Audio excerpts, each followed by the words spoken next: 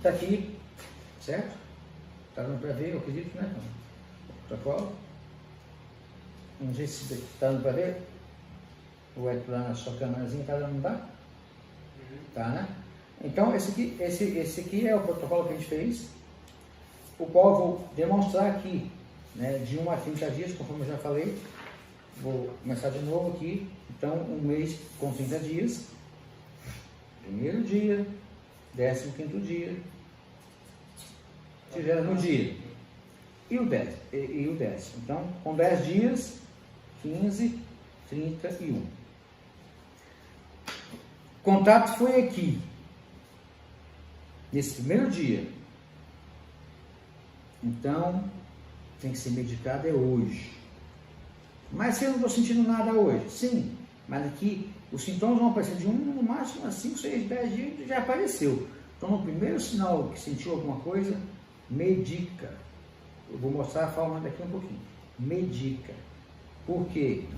Porque na hora que ele teve contato, ele vai destruir os alvéolos, ele vai atacar o pulmão, ele vai agredir o pulmão, enfim. E a cada minuto que a gente perde, é um passo para a morte. Aí que eu acho que a gente está agindo muito errado enquanto fica esperando os exames. Já falei e volto a reafirmar. O que importa aqui não é o exame de laboratório, não é estatística, não é dar positivo para medicar, é a clínica, é o que a pessoa sente. Eu conversando com ele e ver o que ele está sentindo e dar o diagnóstico, independente de exames que vão estar à disposição ou não, que vão dar positivo ou não, para que ele seja protegido desde o início. Correto?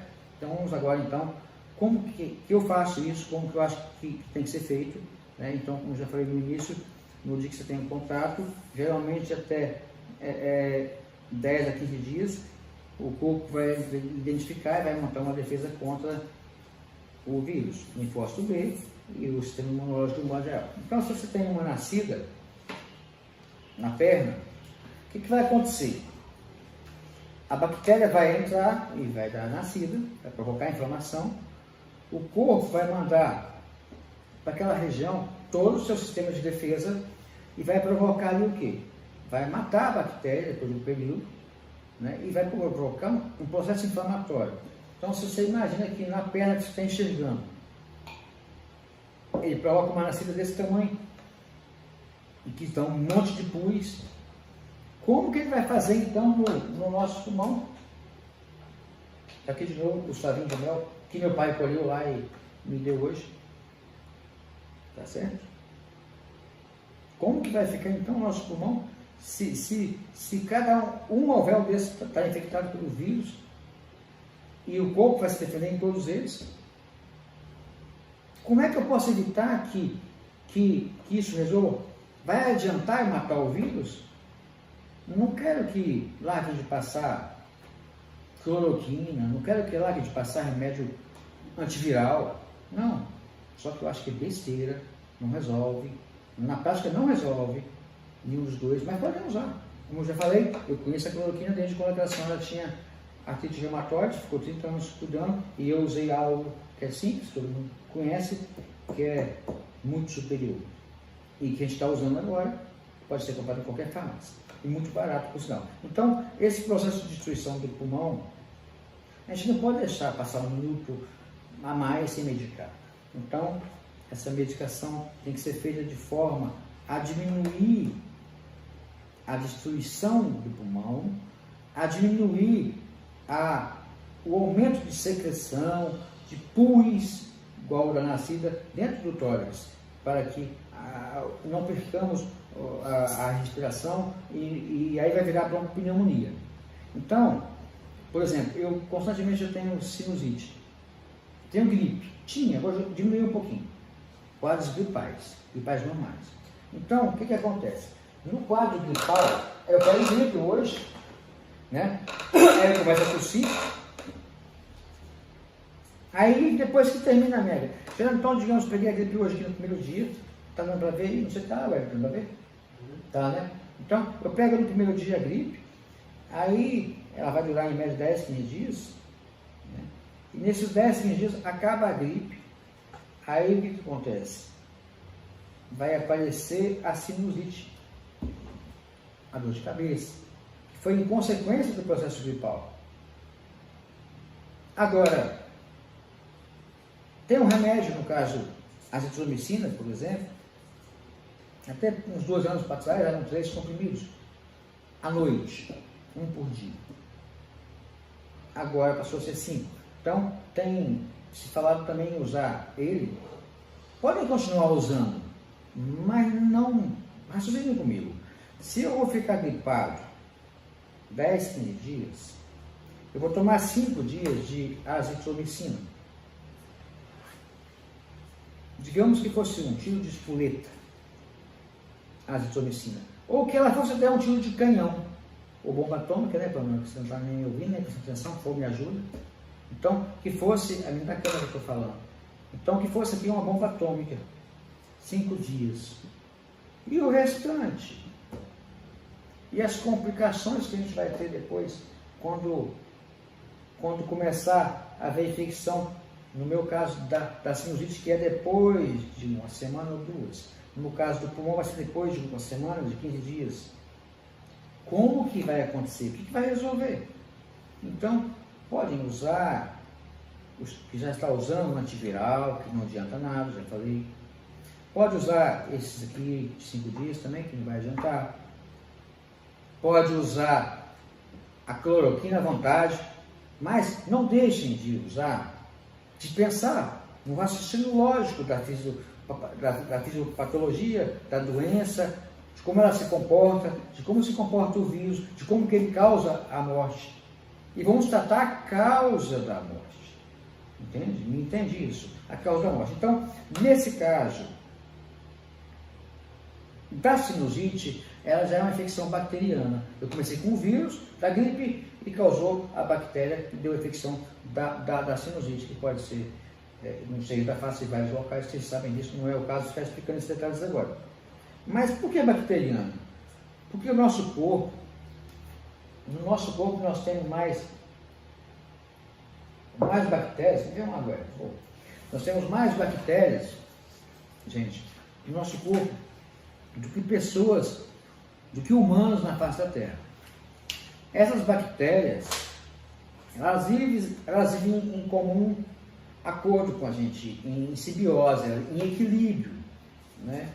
À medida que o pulmão recebe lá a agressão do vírus, que o vírus entra dentro da célula, do alvéolo, começa a acumular secreção, destruir tecidos, aquele negócio todo. Aí as bactérias vão achar comida, sombra e água fresca, né? Elas vão para lá, vão se desenvolver bactérias mais ou menos patogênicas e vão causar um quadro de pneumonia não viral, não viral, causada pelo vírus da Covid, mas sim uma pneumonia bacteriana. E essa pneumonia bacteriana, ela pode ser evitada, ela pode ser tratada antes de ela acontecer. Por que eu vou esperar ela acontecer? Né? Porque para a bactéria nós temos um antibiótico, tem um medicamento. O vírus, eu acredito que não resolve, só a vacina. E o processo inflamatório que vai acontecer em consequência disso também faz parte do tratamento, muito ou igual importância do que o antibiótico. Né? Então, como que é feito o nosso protocolo? Como que a gente tem que fazer? Baseado nisso, no primeiro sintoma, depois me perguntem, alguém me lembra, eu vou tentar explicar como que a gente dá o diagnóstico da pessoa. É fácil, não tem muito mistério. Vocês vão conseguir saber depois que eu explicar, vão conseguir cada um compreender e vão conseguir, vocês próprios, sem o médico, vão conseguir dar o diagnóstico da Covid do seu vizinho, da sua família, o seu próprio diagnóstico. Porque às vezes você vai no hospital, eu vou mostrar mais à frente, daqui um pouco, ou melhor depois, o vídeo de um exemplo de uma pessoa de São Paulo, que veio para uma cidade do interior, onde eu moro, no Espírito Santo, que foi ao hospital, que estava com Covid, e ele é advogado, a pessoa esclarecida, e ele queria o exame, ele insistiu no exame, o teste, lógico que não vale de nada a meu ver o teste, não tem essa finalidade, e simplesmente não fizeram o teste. Vocês vão ver lá no vídeo que ela vai falar. Então, se ele ficasse esperando os exames, estava até hoje esperando os exames. Lógico que ele não estava, teria talvez ido para o tubo e morrido. Para que serve o tubo? Depois eu vou falar sobre isso. Não vai salvar ninguém, ou quase ninguém. A gente tem que evitar a lesão do pulmão. Porque se ele lesou os alvéolos, como é que você vai respirar? Não é? A nascida vai inflamar uma perna, um machucadinho. Mas vai ser 1, 2, 3 furúnculos, né? Ou 7 furos, que é o furúnculo que dá 7 furos, né?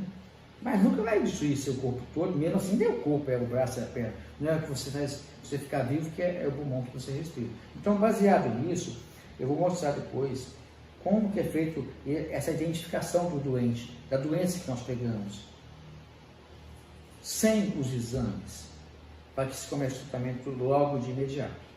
Então, o tratamento que a gente faz, o protocolo que a gente criou, esse protocolo ele tem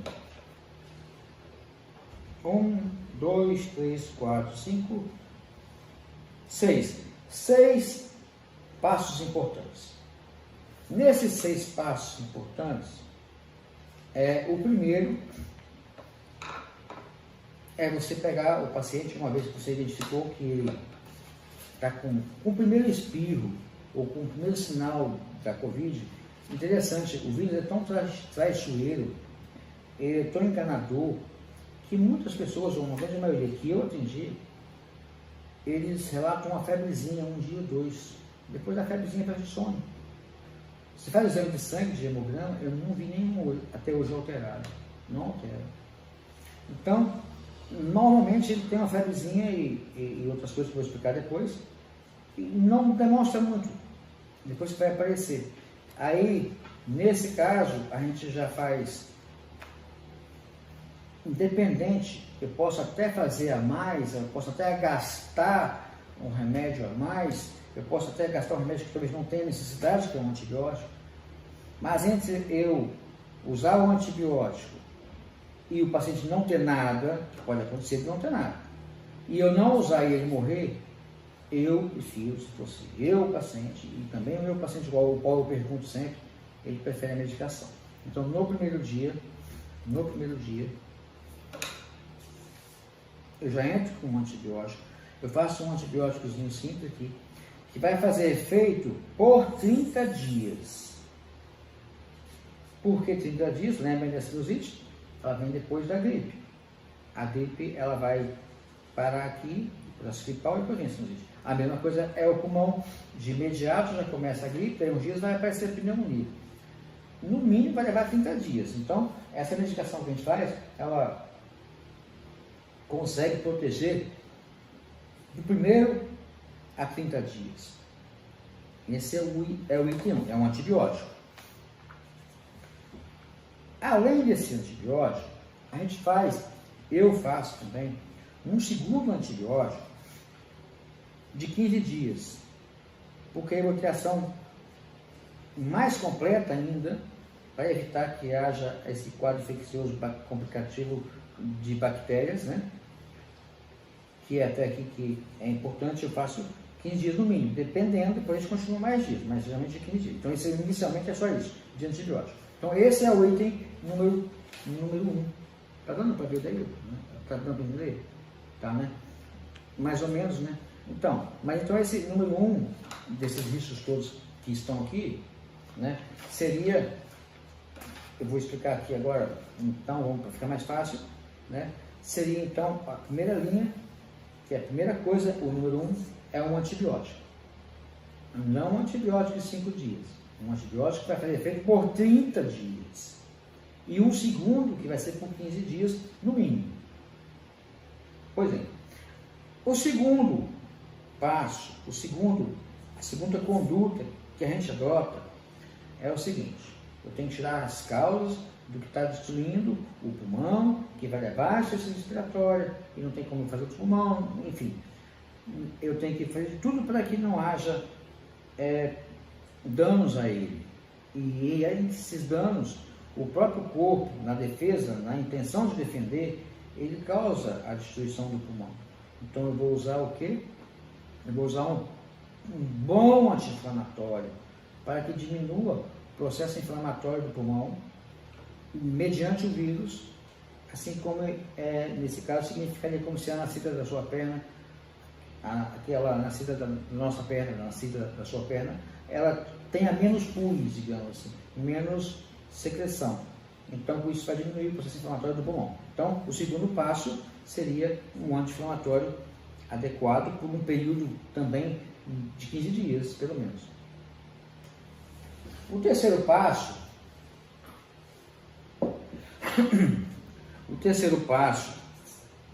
que a gente faz, a terceira coisa que a gente faz é passar um xarope, certo? Um xarope antialérgico, um xarope que faça com que diminua também o processo inflamatório, né? E que esse xarope de arroz pectoral, não, mas que diminua o processo inflamatório além do anti-inflamatório. Então, esse é o terceiro passo que a gente faz. É o xarope, um xarope muito bom, anti-inflamatório, também por 15 dias no mínimo. Não adianta que ele fez 2 dias que não vai resolver. Quarto passo, então, a gente tem aqui o antibiótico de no mínimo 15 dias. Nós temos o anti-inflamatório no mínimo 15 dias.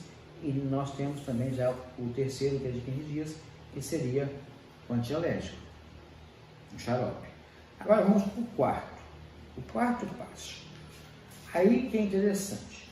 Não adianta nós pensarmos que o nosso corpo reage apenas de uma forma que não há interferência do que a gente come, do que a gente faz, que é um grande engano. A dieta tem que ser feita. Então, o quarto passo que eu peço, que eu oriento, não é de 15 dias, é de 30 dias. 30 dias, que é uma dieta. Essa dieta é na alimentação. Para que a dieta? Para que também diminua o processo inflamatório. O quinto passo, a quinta conduta que a gente faz, né, é o suporte clínico. O que é isso? Vai ter paciente que ele é idoso, que ele tem diabetes e que ele tem falta de hábito, tem bronquite, ele está acamado, ele não está comendo, né? A gente vai pegar e vai dar a ele 1 dia, 2 dias, 3 dias, nem que seja em casa, um suporte clínico, dá um soro, uma vitamina, enfim, está com enjoo, tira o enjoo. Mas infelizmente não é isso que a gente vê no dia a dia, sabe? A pessoa às vezes vai num pronto-socorro e muitas das vezes ele vai lá e é atendido, como já falei, do paciente que eu conhecia, passa um dipirona e um paracetamol, manda para casa e ele estava desidratado e ele estava fraco, estava sem comer, como aconteceu antes de ontem, também nessa mesma cidade onde eu estou hoje, que é no interior do Espírito Santo. Eu vou fazer questão de mostrar para vocês depois, mais para frente, daqui uns dias, quando eu conseguir montar esse vídeo, onde vocês vão ver o médico, o colega, infelizmente o colega médico que atendeu, a forma como ele atendeu, né? Como que foi contra tudo que a gente pensa. Então, se o paciente já não tem conhecimento e procura um hospital, que já não procura, porque ele tem medo de procurar, porque ninguém atende ninguém, porque está todo mundo proibido de ir ao hospital, entre aspas, porque vai pegar Covid, então fica em casa, está todo mundo de quarentena. Aí quando ele vai, chega lá, tem um atendimento que às vezes não é o adequado, talvez nem por culpa do colega, porque ele não tem uma coordenação, não tem uma orientação a seguir. Toda hora se fala algo que se resolve, não resolve. Por isso que no meu caso eu fiz do meu jeitinho, do jeito que eu achava que dava certo, e deu certo. E vocês vão ver aqui no final que tem um sentido tudo, e que ninguém morreu daqueles que eu tratei, e foram muitos, estão sendo muitos. Então, nesse caso, esse suporte clínico que a gente está falando tem que ser feito todos os dias, até o paciente ficar bom. Se der para fazer em casa, vamos fazer em casa. Se não der, vai levar a um hospital, toma medicação e volta para casa. Isso tem que ser feito. Agora, não adianta ficar esperando o paciente ficar em casa, trancado. Olha que absurdo. As bactérias do nosso corpo, que convivem com a gente, já são, como já falei, mais do que o número de habitantes que nós temos na face da Terra. Aí você vai para dentro de um quarto, como muitos ficam em casa, isolados dentro do quarto, de quarentena, cuidado, vai da água, de quarentena, e só vai alguém dar comida a ele e sai do quarto correndo para não pegar a doença e o quarto fechado. Meu Deus, olha, imagina. Aí que ele vai ficar pior, né? Por quê? Porque está num ambiente fechado, com mais bactérias, sem ventilação, bactérias muito mais patogênicas talvez. Então tem que ser feito ao contrário. Ele tem que ficar a janela aberta, a porta aberta, ao ar livre. Ele tem que respirar, ele não pode ficar preso ali dentro. Também não quero que ele vá para a rua passar para outras pessoas. Lógico, não, tem que cumprir um período de afastamento que ele possa ficar longe das pessoas, para que ele não transmita para outros, lógico, sem dúvida. Mas não fique fechado em um quarto, está muito errado. Então, esse suporte clínico, esse apoio, aí que entra junto com esse item 5, o 6 e o último do que a gente acha que tem que ser feito, é onde entra a comunidade.